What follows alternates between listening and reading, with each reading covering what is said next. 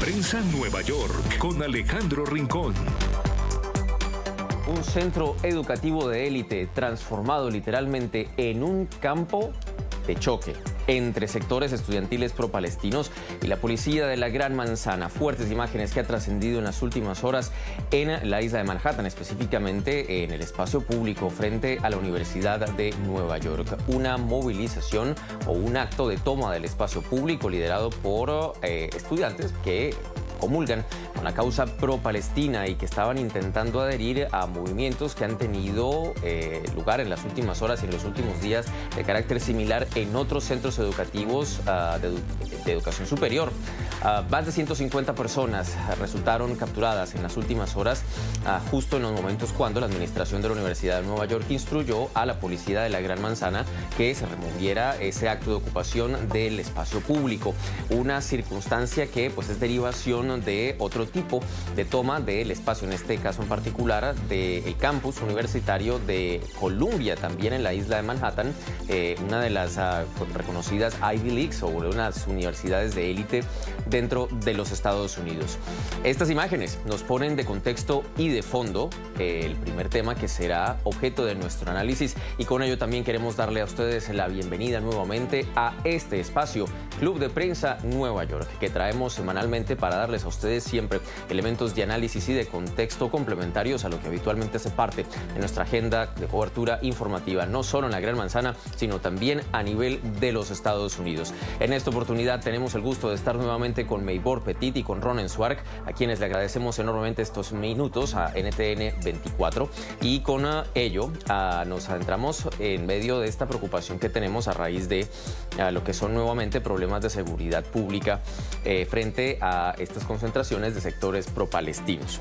En ese contexto, y el primer tema que quiero consultarles es una de las dudas que tenemos ahora alrededor del surgimiento de estos focos de concentración de los sectores pro-palestinos tiene que ver con posibles elementos de grupos de infiltración, de otros, digamos, intereses que no necesariamente corresponden a aquellos que pacíficamente desean mostrarse o expresarse a favor, en este caso particular, sobre la causa palestina.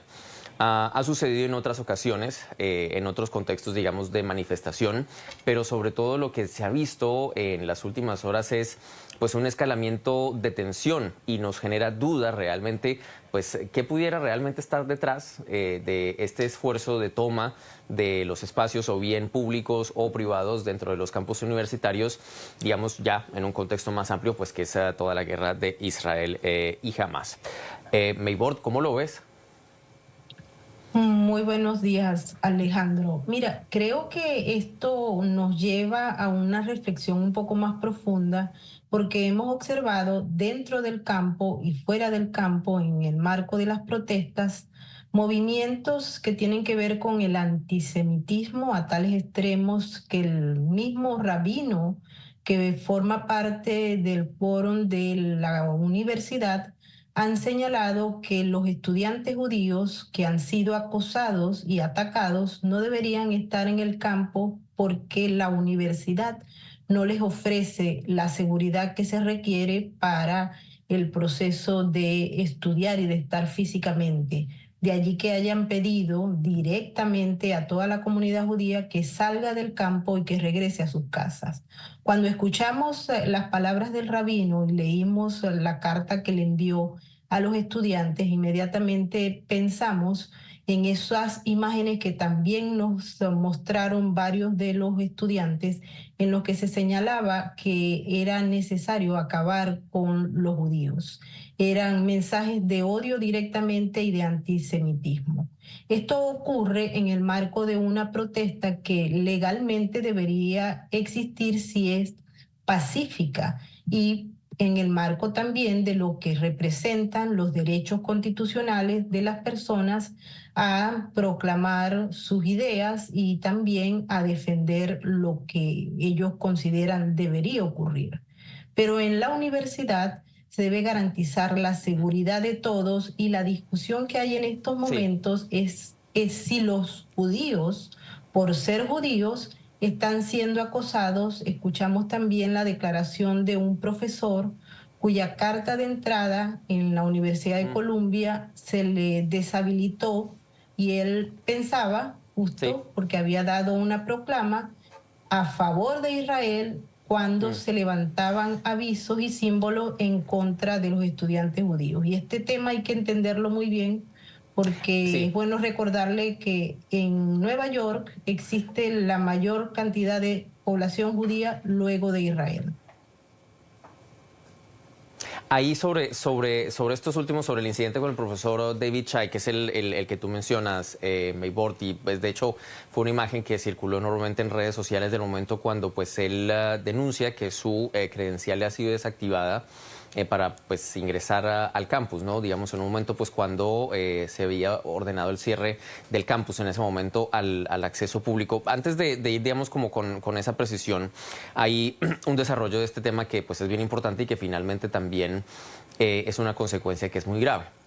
Por decisión de los administradores del centro educativo de Columbia, en este caso en particular, pues hasta el final del semestre la modalidad de enseñanza va a ser híbrida, entre remota y presencial, lo que significa que, es decir, ahí ese mensaje que de todos modos se está enviando, a mi modo de ver, de parte de la universidad no es bueno y no es claro en la medida en que pues realmente debería prevalecer el interés común y hacer lo necesario para que, pensaría uno, en principio funcione normalmente la actividad académica, más allá, digamos, de los derechos de manifestación y de expresión que pues están amparados bajo la primera enmienda de la Constitución. Pero lo que está sucediendo realmente pues es un acto de intimidación y que la universidad misma diga, no, qué pena, nos tenemos que ir a una enseñanza virtual o híbrida.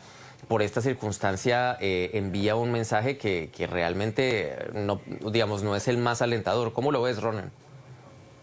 ¿Qué tal? Muy buenos días para los dos. La verdad que me moviliza mucho este tema, me parece una locura que vivamos en un mundo en el cual, luego de haber vivido el nazismo, estamos frente a un acto terrorista de Hamas y esto concretamente hoy defienda una universidad, no deje o intente proteger a los estudiantes de la comunidad judía, no dejándolos ir o protegiéndolos como un mensaje para que no vayan, cuando en realidad los que cometen delitos, los que evidentemente propagan el odio, es el otro sector, donde se mezcla algo que no tiene absolutamente nada que ver.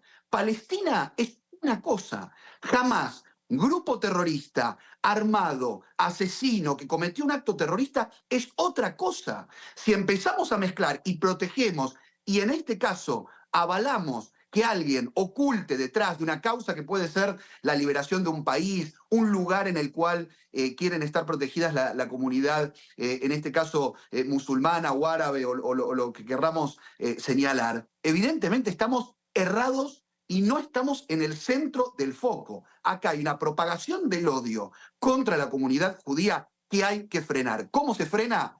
Justamente evitando que estas movilizaciones, que parecen en un momento pacíficas, que mienten al hablar, porque si esto fuese de verdad algo consciente, algo de verdad, desde una cuestión pacífica y que se quiera de verdad propagar o intentar reclamar algún derecho, tendrían que salir con la bandera de Hamas y decir, estamos a favor del terrorismo, estamos a favor de Hamas, en contra de la comunidad judía y avalamos los actos terroristas. No se puede mentir, que no se mienta más con protegerse a través de una protesta, con vinculándose con Palestina, que puede ser una causa que puede tener un montón de elementos válidos y los avalo y creo que hay que debatirlo y discutirlo, con un acto terrorista por justamente un grupo terrorista. No hay que avalarlo más, Estados Unidos lo dice, jamás es un grupo terrorista. No podemos avalar más ni tampoco sentar un antecedente avalando que la gente proteste mintiendo que va por Palestina cuando en realidad están avalando a un grupo terrorista como Hamas.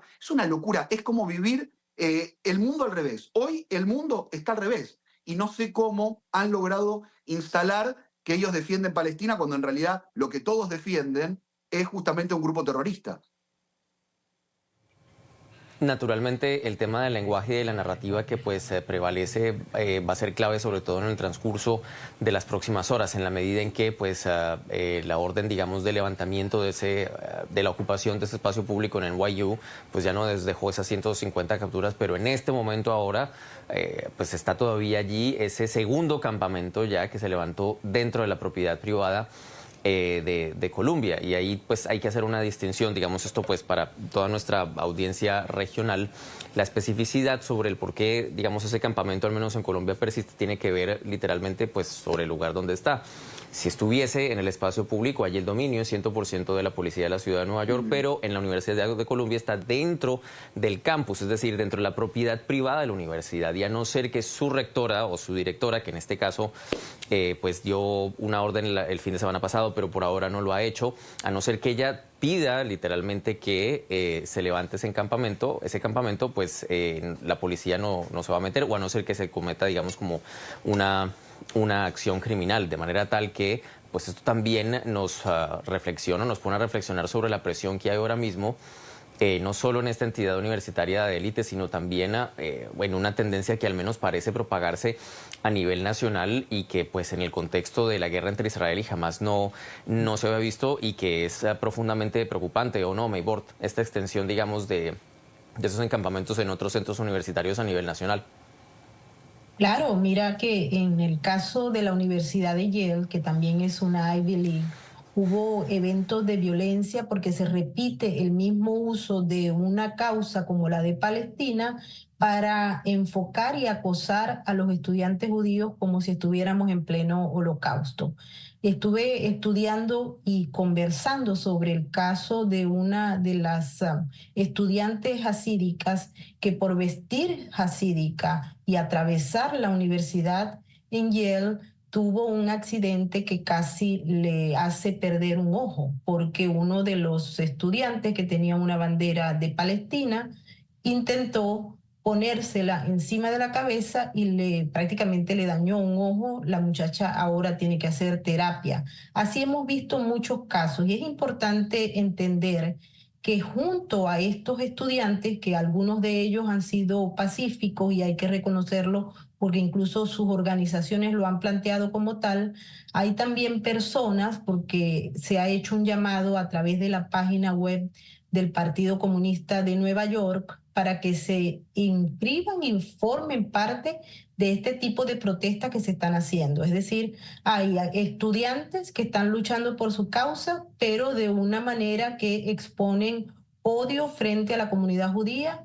Hay otros estudiantes que están tratando de hacer lo que ellos puedan hacer para elevar su voz, y esos están en su derecho, pero también hay otros que están generando violencia con una gente que está infiltrada en esas concentraciones para acosar a la población judía.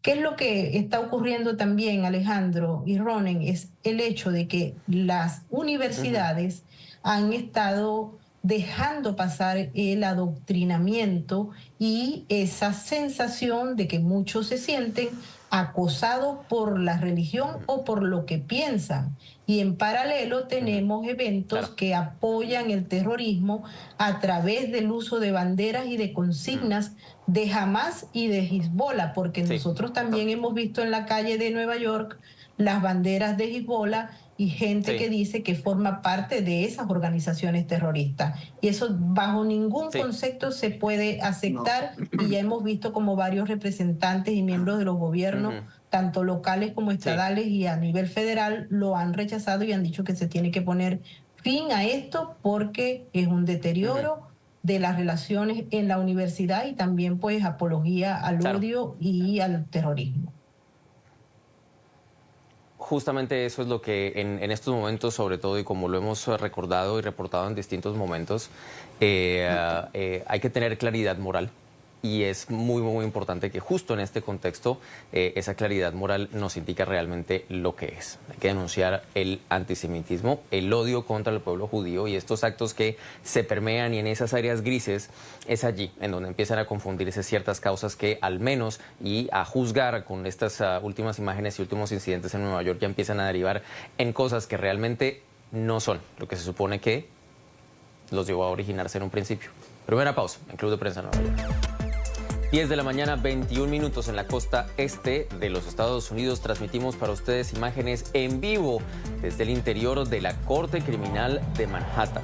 Allí donde tienen ustedes esa fuerte presencia de los oficiales de cortes de esa sede judicial, se encuentra la sala del juez Juan Manuel Merchan, en donde en este instante avanza una importantísima audiencia en la que el juez de origen latino está evaluando los méritos en virtud de los cuales se determinará qué tipo de sanción pudiera imponerse contra el expresidente de los Estados Unidos, Donald Trump, por lo que se considera es una violación a la ley de mordaza impuesta por el juez Merchan, en donde pues se le restringen a él los comentarios que puede hacer abiertamente frente a las partes o elementos de este proceso judicial. De hecho, hay un desarrollo de una noticia de último momento que queremos aprovechar para actualizarles a ustedes. Hace algunos minutos, dentro de la sala del juez Juan Manuel Merchan, el fiscal o la fiscalía a cargo de esta causa ha pedido que se imponga una multa de $10,000 en contra del expresidente Trump por cometer al menos una serie de 10 violaciones a la orden de ley mordaza impuesta por el juez Juan Manuel Merchan. Esta es una noticia, de nuevo, que les reiteramos, acaba de trascender este elemento dentro de la audiencia. La fiscalía pide una multa de $10,000 para Donald Trump por haber violado esa ley de mordaza. Y con este elemento nos sumergimos en esta segunda parte del programa, en donde pues estamos centrando nuestra atención en lo que pues ha trascendido en estos últimos días del juicio en contra del expresidente Trump. Finalmente se dieron los argumentos de apertura. Ya pues ayer tuvimos al primer testigo, ¿no? A David Pecker, el ex editor o ex gerente del tabloide National Enquirer, ese medio que pues tenía de primero esa historia de Stormy Daniels, ese escándalo guardado allí en 2016. Emprendamos este análisis, sin embargo, por el último desarrollo, digamos, de el asunto de la ley mordaza. Quiero que cada uno me cuente su opinión frente a este tema del comportamiento de Trump, que finalmente pues es la primera vez que está enfrentando un juicio criminal. Nadie se imaginaba pues que llegaríamos a esta circunstancia, pero Ronen, comenzamos contigo este segmento. ¿Esperábamos de una u otra forma que Trump se comportara así o no? Es decir, un personaje tan errático, siempre tan desafiante, de la noche a la mañana no iba a cambiar, ¿o no? No iba a cambiar, y por supuesto esto es también un poco de la cantidad de medios, y tú y yo lo vivimos a diario, y Maybor también, digo, la cantidad de medios y de publicidad que esto le da a Donald Trump, y él ya lo había de alguna manera vivido cuando fue la primera instancia, el primer día que tuvo que ir, que era la primera vez en la historia donde un presidente enfrentaba una audiencia penal previo a este juicio, y él se dio cuenta que eso también en algún punto le sirve para sus propios electores, y también ver cuál es la reacción de quienes aún no han definido su voto. Estamos en una carrera electoral, estamos frente a lo que va a ser el presidente de los Estados Unidos, el próximo presidente de los Estados Unidos, o renueva Biden o puede ser elegido Trump, y estamos casi eligiendo a un presidente que marca el destino del mundo. Entonces, esto es tan importante y tan impactante para la institución presidente de los Estados Unidos, lo que está pasando aquí en Manhattan. Estamos viviendo y, digamos, siendo partícipes de la historia, porque de verdad nunca había sucedido. ¿Qué va a pasar de aquí en adelante? Bueno, esta cuestión del día de hoy, esta multa, algunos hablaban de un día de arresto, bueno, hay un montón de especulaciones, todavía por supuesto ninguna confirmada, pero concretamente hoy también, Alejandro, es qué sucede con la institución presidente de los Estados Unidos. ¿La debilita que un expresidente y actual candidato esté en los tribunales? ¿Es algo que no tiene ningún tipo de asidero y solo es algo personal? Bueno, hay que evaluarlo, y creo que los analistas deberán tomar esto como un tema central ahora, ¿no?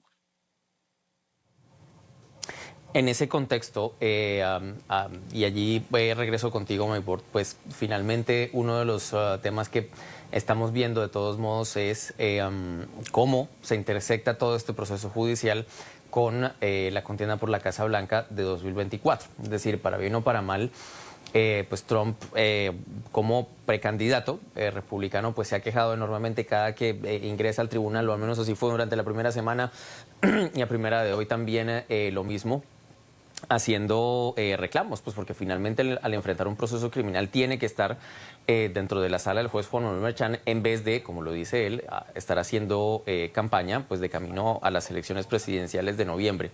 Sigue de todos modos rondando, y allí es mi consulta, Maybor, el fantasma que existe alrededor de este caso. Es decir, no sé, de todos modos la controversia ha permanecido allí sobre pues la idoneidad del juez Juan Manuel Merchán por posibles conflictos de interés a raíz de las actividades de su hija a favor del Partido Demócrata y en sí mismo pues el distrito donde se está adelantando este proceso judicial, que para nadie es un misterio, que pues es un distrito de mayoría demócrata y a quien están juzgando nada más y nada menos pues es al virtual candidato para la presidencia por el Partido Republicano. Con base en esto, ¿qué evaluación haces tú pues digamos de lo que ha pasado por ahora en esta primera fase, o pues más bien en esta fase de ya que iniciamos de argumentos y entrega de pruebas, mi Borto? Mira, este caso nos va a permitir a nosotros hacer una evaluación del sistema de justicia en Manhattan, porque hay que entender varias cosas. Uno, el fiscal Alvin Bragg llegó a ser fiscal y a esa posición basado en el hecho de que él iba a poner al expresidente Donald Trump en la calle, en la cárcel, y ya eso pues pareciera que lo está demostrando con fondos financiados para ese objetivo en particular. Él no ha hecho nada en relación a otros crímenes, sino directamente dirigidos al expresidente. Dos, los conflictos de intereses del juez Juan Merchán, motivado entre otras cosas a que él ha hecho posiciones abiertas y públicamente en contra del acusado. Ya eso le quita la imparcialidad que debe garantizar la justicia, pero adicionalmente a ello, su hija trabaja para el grupo contrario político, es decir, para el Partido Demócrata, recogiendo fondos para financiar la otra candidatura. Esto también es absolutamente criticable y pone en tela de juicio hasta qué punto este caso que se está llevando en Manhattan pueda ser considerado una interferencia electoral, porque también se ha escuchado con elementos en otros casos que se han presentado que la Casa Blanca habría tenido inferencia directa con todas estas acciones en reuniones con el fiscal que le está acusando. También hay otro elemento que es necesario tomar en cuenta, que es el estatuto de limitaciones y el mecanismo que se ha hecho para convertir un delito menor en un delito mayor. Y otro tapa, que es lo que realmente preocupa, porque esto va a generar para el futuro una discusión sobre el sistema de justicia de Nueva York.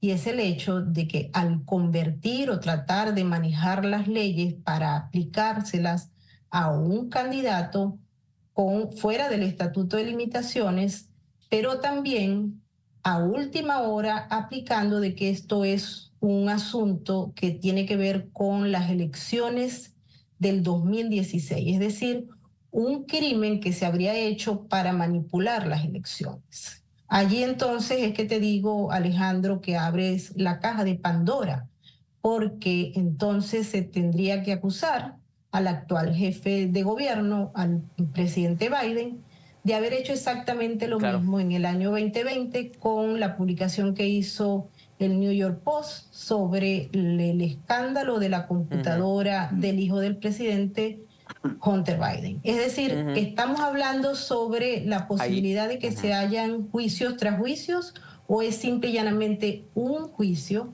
en contra del expresidente donde el juez y el fiscal lo desprecian profundamente y se hace en una ciudad donde la gente lo desprecia profundamente. ¿Hasta qué punto se puede garantizar la imparcialidad de la justicia cuando hay un juez, un fiscal y un jurado comprometido y que prácticamente desprecian al acusado? Eso hay que pensarlo y puede hacerse para un futuro, ¿no? Naturalmente es mucho lo que está en juego en distintos niveles y sobre todo pues para los Estados Unidos como democracia y como el sistema democrático modelo y referencia de todos los demás.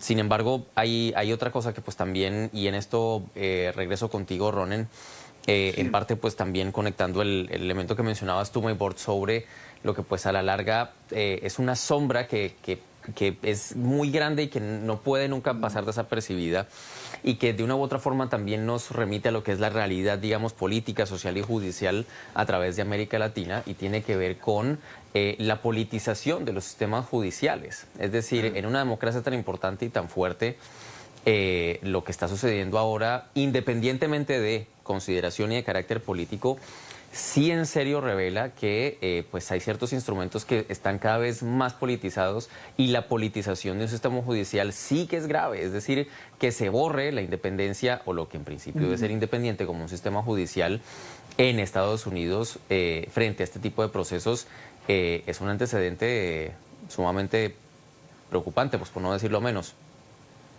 Sí, lo que sucede, Alejandro, es que nosotros, lamentablemente, yo muchas veces lo digo cuando estoy participando en medios hispanos, tenemos mucha tradición, lamentablemente lo digo, de presidentes presos, presidentes que han cometido delitos, como tú dices, sistema judicial politizado, que va de un lado y del otro, que lo utilizan los presidentes a favor o en contra. Yo tengo una posibilidad, o por lo menos quiero creer, que todo está dado en un marco de legalidad, que esta interferencia un poco en la información que siempre tiene muy buena Maybord sobre las conexiones con el Partido Demócrata. Bueno, hay que también reconocer que Alvin Bragg fue votado, ¿no? Es una persona elegida con justamente un partido detrás, que es el Partido Demócrata. Pero digo, más allá de esto, regirse en la justicia, que todo esto que nosotros comentamos como información termine por solo ser eso, información objetiva, pero que eso no intervenga en lo que tiene que ver con la decisión de Marchand, por supuesto, con la decisión que tenga o los elementos que haya juntado Alvin Bragg como fiscal y su equipo. Yo creo que ese es el límite, o que detrás de esto esté, porque esto lo han dicho muchos, incluso han dicho que hay una persona de la Casa Blanca permanentemente trabajando con Alvin Bragg. No lo tengo confirmado, no lo digo como información certera, pero se ha hablado de esto. Entonces, a lo que quiero apuntar es: no podemos permitir que en los Estados Unidos, que es un poco el modelo, que también ha cometido graves hechos también Donald Trump, cuando el 6 de enero se tomó un Capitolio y casi la democracia de los Estados Unidos empieza a caer, o por lo menos esa fue la sensación en ese momento. Digo, tanto de un lado como del otro, tienen que entender que no se están jugando solo una elección presidencial y cada uno quiera ganar. Se están jugando el prestigio y justamente la visión que tiene el mundo sobre los Estados Unidos, que puede ir en contra de todo lo que podemos desear en un país libre como este. Entonces, hay que tener mucho cuidado. No solo es una carrera electoral. Estamos hablando de la democracia en los Estados Unidos y empezar a politizar la justicia. Cuando eso comienza, estamos bastante complicados. Es enorme, pues digamos, el riesgo que tenemos por delante, y además, pues esta de todos modos es una historia que día a día continúa escribiéndose. Es decir, esto no tiene referente alguno a nivel histórico para el país, y como decimos coloquialmente, cada día con su afán. Por ahora avanza esa audiencia de determinación de cuál va a ser el castigo por el desacato de esa orden de Mordaza. Vamos a ir a una segunda pausa en Club de Prensa Nueva York. A propósito de la situación en Oriente Medio y la reacción de la comunidad internacional, durante las últimas horas trascendió un informe encargado a expertos de manera independiente. En este caso en particular, la exministra de Relaciones Exteriores de Francia, Catherine Colonna, fue designada por el secretario general de Naciones Unidas, Antonio Guterres, para hacer un análisis completo y evaluar la situación del mecanismo de asistencia humanitaria para el pueblo palestino, conocido como UNRWA, que desde hace décadas ha permitido a Naciones Unidas dar una línea, en principio, de apoyo a los palestinos allí en los territorios que les han sido asignados. Sin embargo, pues después de toda la crisis del 7 de octubre, las atrocidades cometidas ese día, pues ese mecanismo ha estado siempre cuestionado. De hecho, lo había sido desde antes, pero después del 7 de octubre pues empezaron a trascender otras evidencias e información que pues se ha compartido en conjunto con la comunidad internacional. Y uno de los elementos más controversiales ha tenido que ver con la presunta o la participación o las acusaciones de participación de ex empleados o ex trabajadores de ese mecanismo, contratados directos pues por los dineros de la ONU, de ese mecanismo. Algunos militantes que participaron en esas atrocidades del 7 de octubre. Eso llevó a que muchos países retiraran el dinero. o el apoyo a ese mecanismo. Algunas naciones lo han devuelto, otros no. Y en ese reporte, por ejemplo, no trascendía, digamos, mayor evidencia directa porque, pues, digamos, considera la reportera independiente, en este caso, Catherine Colonna, que, por ejemplo, para determinar que las personas que supuestamente estuvieron participando en las atrocidades, pues, no lograron cotejar las identidades, es decir, haciendo siempre señalamientos a medias como para no tratar, digamos, como de escalar los temperamentos a un lado y del otro. ¿Qué hacer de todos modos con este mecanismo? Es decir, más que qué hacer, ¿tendrá o no vida más allá el mecanismo UNRWA? ¿Tiene sentido que se mantenga un mecanismo que está cuestionado de esta naturaleza y con argumentos tan graves? ¿O más bien debería ser este punto para que, por ejemplo, el Consejo de Seguridad buscara una nueva forma de dar igual, pues, asistencia a la población palestina, que, pues, de todos modos necesita ayuda humanitaria, que también es una realidad y está ahí? Maybord, ¿cómo lo ves? Mira, yo creo que este mecanismo debe ser sustituido por otra vía. Y de hecho se ha planteado dentro del marco de las discusiones que sean países de origen musulmán que se encarguen de este tipo de acciones en lugar de un grupo que ha sido señalado de estar vinculado directamente a los ataques o a las personas que hicieron la masacre del 7 de octubre. Hemos escuchado que podría ser países como Indonesia, por ejemplo, que se han ofrecido para poder llevar todo lo que es la parte de ayuda civil a la población, porque hay necesidades. Cuando uno estudia los mecanismos que se han utilizado en la ONU para este tipo de conflictos, recuerda que siempre han aparecido algunos de los empleados o personas vinculadas a ellos con elementos de corrupción o con el adoctrinamiento o conveniencia de ideas pro conflicto. Pasó en Siria abiertamente y por eso se tuvo que intervenir, discutir y cambiar el proceso cuando se producía la entrega también de ayudas a la población siria en el marco de la guerra civil.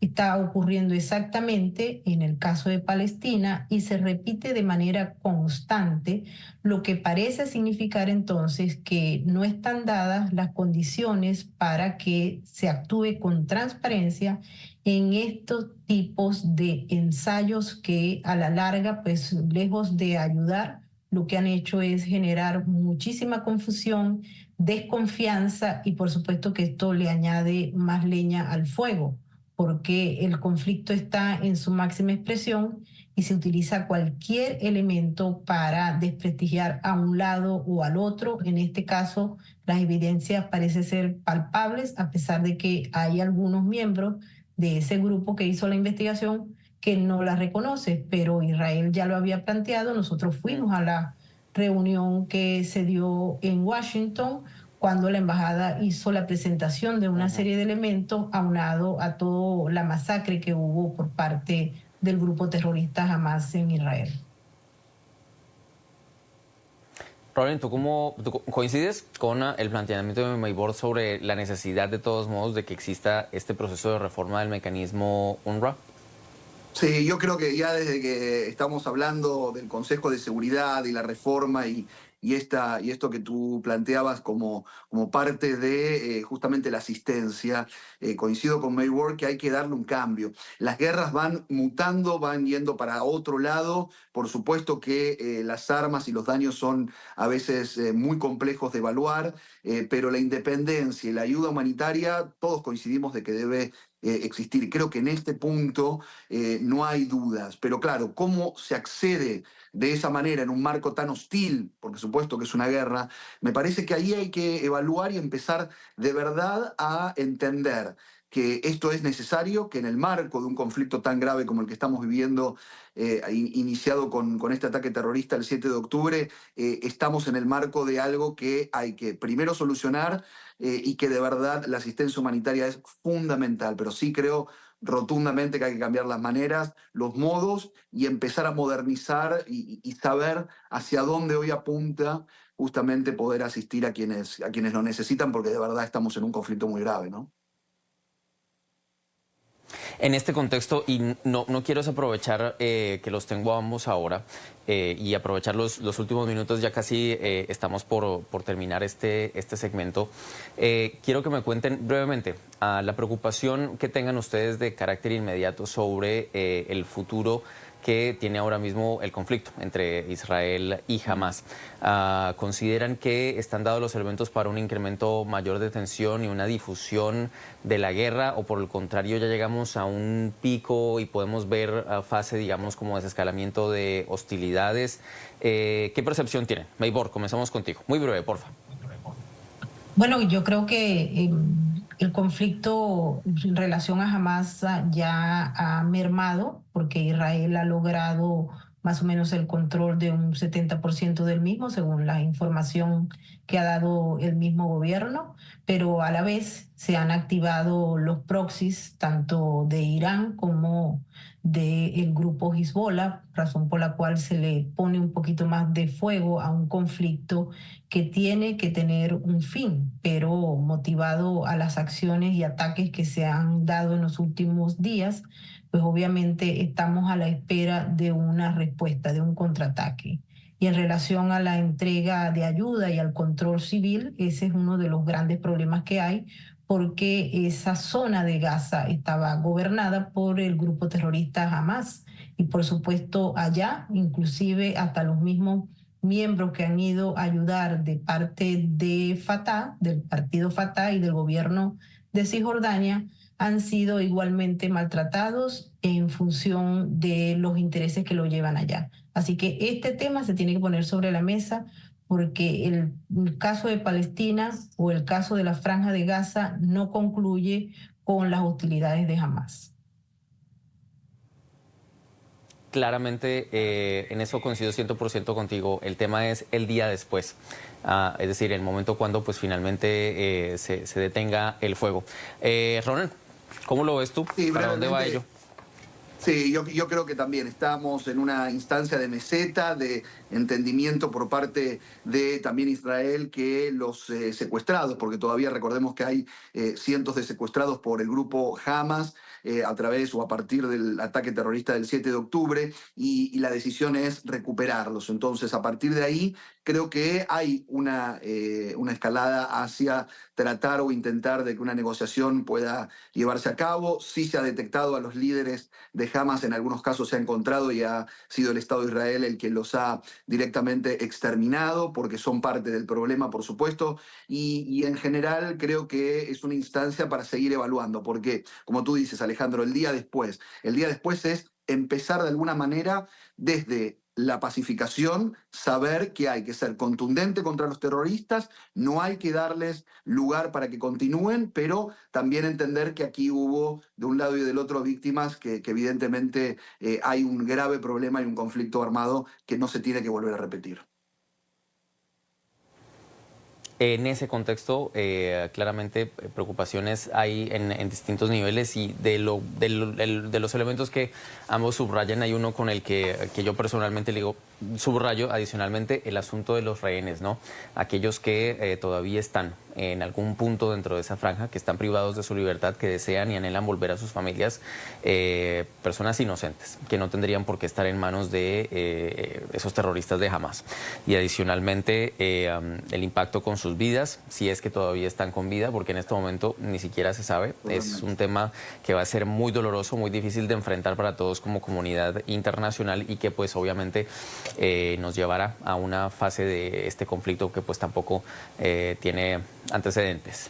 A ustedes dos, tanto a Maybor Petit como a Ronald Suárez, les agradezco enormemente estos minutos a NTN 24. Espero tenerlos nuevamente en este espacio de análisis, y a todos ustedes que nos acompañan, quédense allí, no se muevan de la señal de NTN 24, aún más en este espacio de análisis Club de Prensa Nueva York.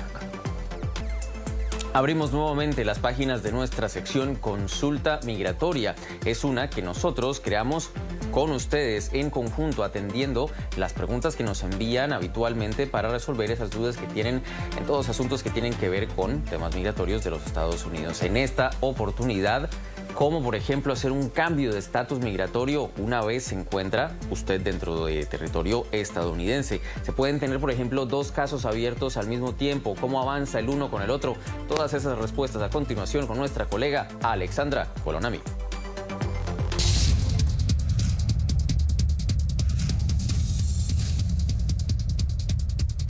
Hola, soy Alexandra Colonamil. Bienvenidos a Consulta Migratoria, donde resolvemos sus dudas sobre la inmigración en Estados Unidos. Hoy nos acompaña el abogado Luis Paoli de la firma Luis Paoli Law. Vamos con la primera pregunta de la audiencia. Soy venezolana y tengo TPS. Mi empresa me acaba de ofrecer una H-1B para trabajar con ellos. ¿Puedo hacer el cambio de estatus dentro del país? Bueno, primero que nada hay que saber cómo entraste a los Estados Unidos originalmente. Si entraste ilegalmente a los Estados Unidos y te dieron un TPS acá mientras estabas dentro de los Estados Unidos, no vas a poder hacer el cambio de visa del TPS a una visa H-1B. Muchas gracias, abogado Paoli. Y tenemos una segunda pregunta. Vivo en Nicaragua y tengo una petición de parol humanitario abierta. Quisiera sacarme la visa turista para viajar a Estados Unidos y ver a mi familia. ¿Puedo aplicar a una visa teniendo otro proceso migratorio abierto? Sí, gracias por la pregunta. Definitivamente puedes solicitar, mientras esté fuera de los Estados Unidos, siempre puedes solicitar la visa B2 o B1 de turismo para venir a los Estados Unidos como turista. La Oficina de Inmigración o el Departamento de Estado, en este caso, analizará tu caso y tomará una decisión si te da la visa de turista o no te la da, dependiendo de muchos factores. Por ejemplo, ellos quieren estar seguros que si tienes la intención no tienes intención de emigrar a los Estados Unidos con esa visa y que solamente vienes con el propósito de hacer turismo o de visitar a los Estados Unidos. El parol humanitario, por otro lado, es una cosa distinta. El parol humanitario solamente es para venir a los Estados Unidos por una condición humanitaria y la estadía en los Estados Unidos con el parol humanitaria casi siempre es indefinida.